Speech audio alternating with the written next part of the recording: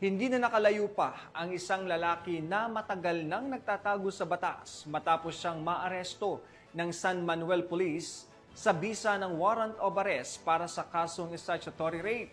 Alamin ang iba pang impormasyon mula kay Patrolman Dennis Carinal. Arestado ng mga tauhan ng San Manuel PNP ang isang top 1 municipal most wanted person sa Barangay Gisit Sur, San Manuel, Pangasinan, habang kinilala ni Police Major Tristan George P. David, hepe ng San Manuel Municipal Police Station, ang akusado sa pangalang alias Larry, 56 years old, residente ng Sonto, Barangay Flores, San Manuel, Pangasinan. Dakong alas 10 ng gabi nang maresto ang nasabing akusado sa bisa ng warrant of arrest ni Honorable Jacinto Mirin de la Cruz Jr., Acting Presiding Judge, Regional Trial Court, Branch 49, Urdaneta City, Pangasinan, sa kasong statutory rape na walang rekomendadong piyansa.